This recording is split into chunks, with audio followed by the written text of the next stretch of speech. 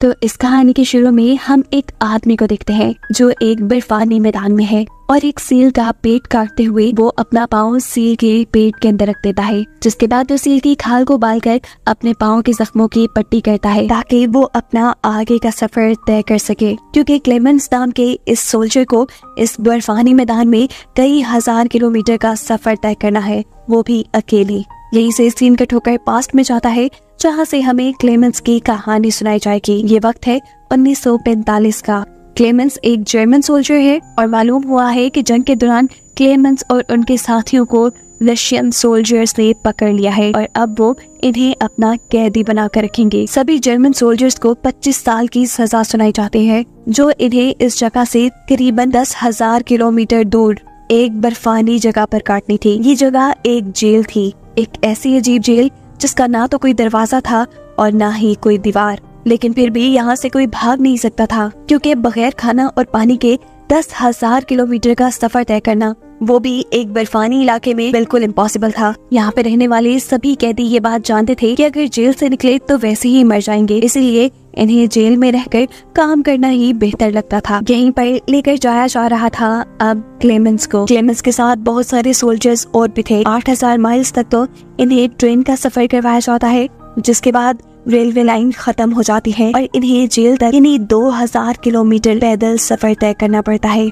इतने वक्त में इन्हें खाने को भी बहुत कम दिया जा रहा था और ठंड भी बहुत ज्यादा थी। इस बर्फानी मैदान में काफी लोग भूख से तो काफी लोग सर्दी से मरते जा रहे थे, लेकिन बाकी कैदियों के पास भी कोई और रास्ता नहीं था सिवाय चलने के। करीब 1.5 साल तक चलने के बाद ये लोग अपनी जेल में पहुंच जाते हैं। यहाँ पर माइंस में पहले ही बहुत सारे जर्मन सोल्जर्स काम कर रहे हैं और अब क्लेमेंस और उसके साथियों को भी इसी माइंस में काम करने के लिए लगा दिया जाता है। काफी सालों की कड़ी मेहनत और रशियन सोल्जर्स के टॉर्चर के बाद जैसे ये लोग अब यहाँ से भागना भी नहीं चाहते, लेकिन अब यहाँ काम करने वाले क्लेमेंस को यकीन था कि एक दिन वो यहाँ से जरूर भाग निकलेगा। उसके पास यहाँ से भागने की वजह थी उसकी वाइफ और बेटी। एक दिन क्लेमेंस को मौका मिल भी जाता है और वो यहाँ से कोयला ले जाने वाली वैगन के अंदर छुप जाता है। इसमें चढ़कर क्लेमेंस खुश था, उसे लगा कि अब वो बच गया, अब वो अपने शहर जल्द ही लौट जाएगा। लेकिन उसकी बदकिस्मती के अचानक से वो वैगन रुक गई और उसके सामने आ गया एक रशियन सोल्जर जो उसे अब पकड़ चुका था। सजा के तौर पर क्लेमेंस को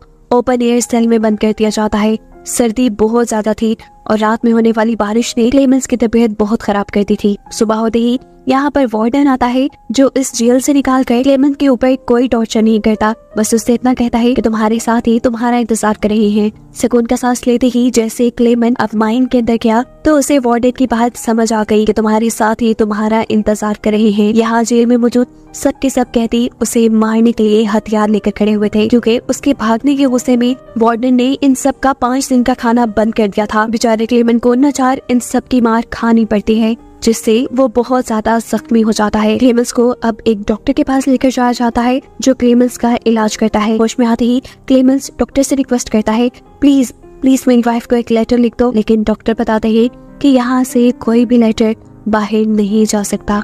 डॉक्टर क्लेमेंस को बताते हैं कि इस जेल के चारों तरफ कोयले की कांटे हैं, जिनमें से हर टाइम कार्बन निकलता है, जो हमारी बॉडी के लिए जहर है, जो जहर आहिस्ता आहिस्ता करके यहाँ पे रहने वाले हर एक इंसान को मार डालेगा। डॉक्टर यही क्लेमेंस को अपनी कहानी सुनाते हैं और बताते हैं कि वो भी एक जर्मन सोल्जर थे और यहाँ एक कैदी बनकर ही आए थे। उन्होंने भी यहाँ से भागने की कोशिश की थी, लेकिन अपनी कोशिश में वो नाकाम हो गए, जिसके बाद उन्होंने भी अपनी इस लाइफ को एक्सेप्ट कर लिया। दोबारा कई मर्तबा उसे ख्याल आया था यहाँ से भागने का, लेकिन जब उसे ये बात मालूम हुई कि उसे कैंसर है तो तब उसने यहाँ से भागने की सारी ख्वाहिशें खत्म कर दी। लेकिन क्लेमेंस के अंदर भागने का जज्बा देखते हुए वो क्लेमेंस की मदद को राजी हो जाता है। डॉक्टर क्लेमेंस को एक ओवरकोट, खाने का कुछ सामान, एक बंदूक और कुछ गोलियां देता है जो वक्त पड़ने पे उसके काम आ सकती थी। डॉक्टर ने उसे कंपास भी दी थी और यहाँ से बाहर निकलने का रास्ता भी बताया था। उसके बताए रास्ते पे रात के अंधेरे में क्लेमेंस यहाँ से बाहर निकल जाता है। क्लेमेंस को ये बात मालूम थी कि यहाँ से अपने घर तक जाने के लिए उसे 14,000 किलोमीटर का सफर तय करना होगा। वो लगातार चलता रहता है और जैसे ही क्लेमेंस के भागने की खबर वार्डन को मिलती है तो वार्डन उसके बारे में पूछने के लिए डॉक्टर के पास आता है, लेकिन देखता है कि डॉक्टर ने तो पहले से ही सुसाइड करनी थी। गुस्से में वार्डन कैदियों के पास जाकर पूछताछ करने की कोशिश करता है, लेकिन किसी को कुछ मालूम नहीं था। देखते ही देखते 5 दिन गुजर जाते हैं वार्डन की टीम आसपास का 100 किलोमीटर का सारा इलाका छान मार रही थी, लेकिन क्लेमन इन्हें वहाँ कहीं नहीं मिला था। 100 किलोमीटर से आगे चलना तो एक इंसान के लिए इम्पॉसिबल सा लगता था। रिसर्च टीम वार्डन से कहती है, हमें लगता है कि क्लेमन मर गया होगा, लेकिन वार्डन जानता था कि क्लेमन बहुत स्ट्रॉन्ग है, इतनी जल्दी वो मरने या हार मानने वाला नहीं। सीन कट होकर दिखाया जाता है कि क्लेमेंस को भागे हुए आज 15 दिन गुजर चुके हैं। क्लेमेंस के पास जो खाना था वो भी खत्म हो चुका है और उसके चारों तरफ सिर्फ बर्फ ही बर्फ है। जेल से तो वो काफी दूर निकल आया है, लेकिन इतनी ठंड में सरवाइव करना उसके लिए मुश्किल हो रहा है। उसके अंदर इतनी भी ताकत नहीं है कि वो अगला कदम भी बढ़ा सके, इसीलिए वो बर्फ में ही लेट जाता है। क्लेमेंस को यही करीब एक सील दिखाई देती है, जिसे देखते ही वो अपनी पिस्टल निकाल लेता है। वो इस सील का शिकार करना चाहता था, लेकिन कांपते हाथों के साथ उसका निशाना चूक जाता है और खतरे का अंदाजा होने पर सील अपनी जान बचाकर वहाँ से भागने लगती है। क्लेमन, जिसे अब जिंदा रहने की एक छोटी सी उम्मीद मिली थी, वो इस उम्मीद को नहीं छोड़ना चाहता था। अपनी पूरी ताकत लगाकर वो इस सील को पकड़ने के लिए आगे बढ़ता है, लेकिन उसकी बुरी किस्मत कि उसके पाँव के नीचे बर्फ का तोता टूट गया था। उसका पाँव बर्फ के ठंडे पानी के अंदर चला गया और अपनी जान बचाने के चक्कर में जब वो पूरी ताकत से बाहर आया तो उसकी टांग जख्मी हो गई। पाँव में दर्द के बावजूद वो सील के पीछे जाता है और उसे मारने में कामयाब हो जाता है। अब क्लेमेंस का खाने का प्रॉब्लम तो सॉल्व हो चुका है, लेकिन उसके आसपास कुछ भी नहीं है। अपने मेंटल स्टेट को ठीक रखने के लिए वो अपने आप से ही बातें करने लगता है और अपने रास्ते का अंदाजा लगाने के लिए वो बार बार अपने कंपास में देखता रहता है। यहाँ जो उसने सील पकड़ी थी उससे क्लेमन के कई दिन के खाने का इंतजाम हो गया था। साथ ही में क्लेमन ने उसकी खाल से अपनी पट्टी बिगाड़ ली थी। ये वही सीन था जो हमें मूवी के शुरू में दिखाया गया। ये करने से उसके पाँव को काफी आराम मिला और उसे दोबारा सफर करने की ताकत मिल गई। क्लेमन अब हिम्मत से आगे बढ़ता रहा और उसे कुछ ही दूरी पे एकदम से एक दरख्त दिखाई दिया। इस दरख्त को देखकर वो इतना खुश हुआ था जैसे उसे कोई खजाना मिल गया हो। असल में ऐसी बर्फानी जगह में दरख्त का मिलना एक पॉजिटिव इंडिकेटर था। इस बात का सबूत था कि ये बर्फानी मैदान खत्म होने वाला है और आगे जंगल शुरू होने वाला है, जहाँ पर जिंदा रहने की उम्मीद काफी हद तक बढ़ जाती है। खुशी से वो जाकर इस दरख्त को गले लगा लेता है और थोड़े ही आगे चलने पर खुशकिस्मती से उसकी सोच के मुताबिक उसे जंगल भी मिल जाता है। वो यहाँ बहुत खुश था।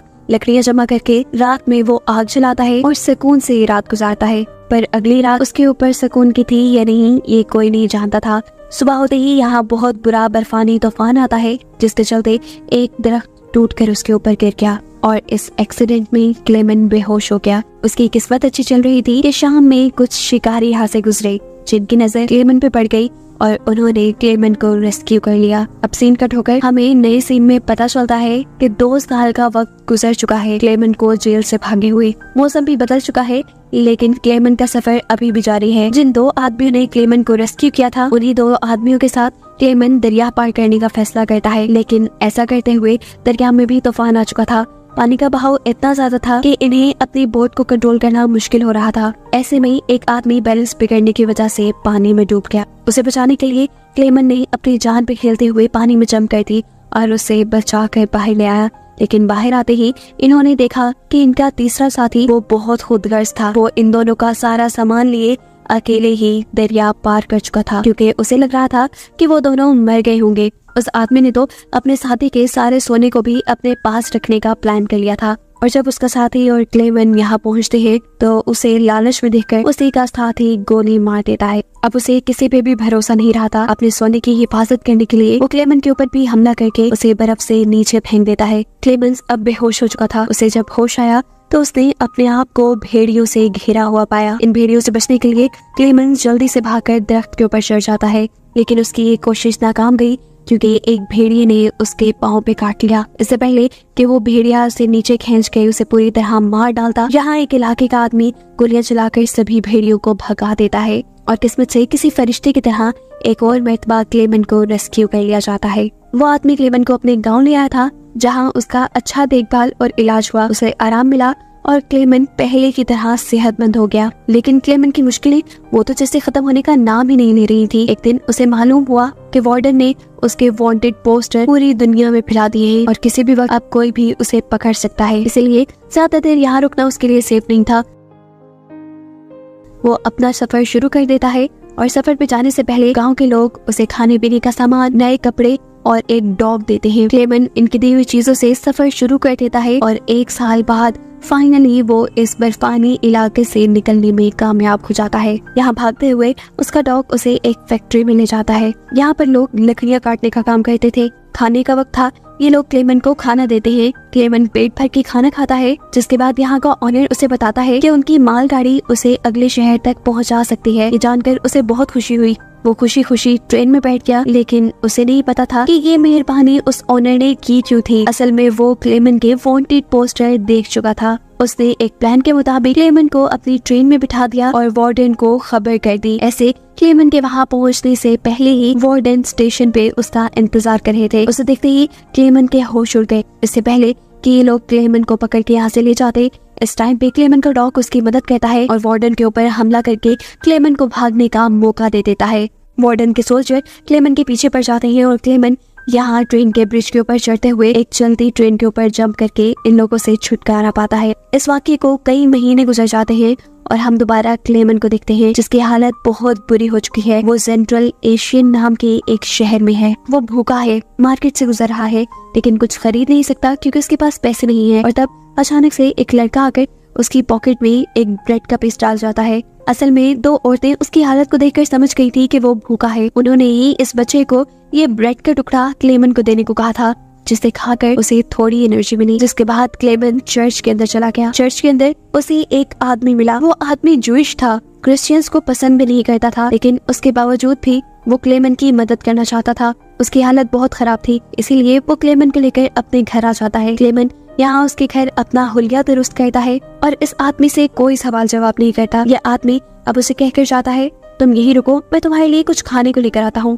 क्लेमेंट हाँ में सर हिला देता है और वो आदमी वहाँ से चला जाता है। आदमी जब घर वापस आया तो क्लेमेंट वहाँ कहीं नहीं था। उसे जल्दी से जाकर चर्च में देखा तो उसे वहाँ क्लेमेंट मिल गया। उस आदमी की सवालिया नजरें अब क्लेमेंट से पूछ रही थी कि आखिर तुम यहाँ क्या कर रहे हो। वो जिस पर क्लेमेंट जवाब देता है, मुझे अब किसी पे भरोसा नहीं रहा। मैं जानता हूँ कि तुमने भी मेरे वांटेड पोस्टर देखे हैं और तुम भी मुझे वार्डन के हवाले करना चाहते हो। जिस पर वो जूइश आदमी कोई सवाल जवाब नहीं करता और उसे एक पासपोर्ट पकड़ा देता है, जिसके अंदर तकरीबन उसी के जैसे आदमी की एक तस्वीर लगी थी। क्लेमेंट अभी भी हैरान था कि यह आदमी उसकी क्यों मदद कर रहा है, लेकिन खैर वो उससे अपना पासपोर्ट और पास लेकर उसका शुक्रिया अदा करते हुए यहाँ से निकल जाता है। अब वो अपनी मंजिल के बहुत करीब था। उसका सफर खत्म होने वाला था। उसे बस रशिया और जर्मनी के बॉर्डर तक जाना था। पास भी उसके पास था। वो एक वैन में लिफ्ट ले लेता है, जो उसका काफी सारा सफर आसान कर देती है, लेकिन आगे सड़क खराब होने की वजह से क्लेमेंट को दोबारा पैदल चलना पड़ा। क्लेमेंट यहाँ स्टाफ के पास जाकर स्टाफ को अपना पास दिखाता है। पास चेक करवाते हुए क्लेमेंट थोड़ा घबरा रहा था कि कहीं यह आदमी उसे पहचान न ले, लेकिन ऐसा कुछ नहीं हुआ और यहाँ बैठे हुए दूसरे सोल्जर ने उसे उसका पास वापस कर दिया। उसने जैसे ही अगला कदम बढ़ाया तो अब उसके सामने वार्डन था। क्लेमेंट रशिया की हदूद से बाहर निकल चुका था। वो अब रशियन कैदी नहीं था, लेकिन फिर भी वार्डन के सामने से गुजरने में वो घबरा रहा था। उसे वो सारी मुश्किलें याद आ रही थी जिसे पार करते हुए वो यहाँ तक पहुँचा था। बहुत हिम्मत करके वो वार्डन के सामने से गुजर जाता है और तब वार्डन बस उसे ये कहते हैं कि ये लड़ाई दो सोल्जर्स के दरमियान में थी, एक मैं और एक तुम, और इसे तुम जीत गए। जाओ, अब तुम आजाद हो। ये बात सुनते ही क्लेमेंट के दिल से सारे डर निकल गए और फाइनली वो अपने मुल्क यानी जर्मनी वापस आ गया। सीन कट होकर हमें चर्च में बैठी हुई उसकी वाइफ और बेटी को दिखाया जाता है, जिनसे मिलने के लिए क्लेमेंट भी चर्च में आया था। हालांकि क्लेमेंट ने अभी तक अपनी बेटी को आवाज नहीं दी थी, लेकिन फिर भी इस बच्ची ने मुड़कर देखा क्योंकि उसे उम्मीद थी कि उसके डैड ही आए होंगे, और आज उसकी ये उम्मीद टूटी नहीं। सच में इस मर्तबा उसके डैड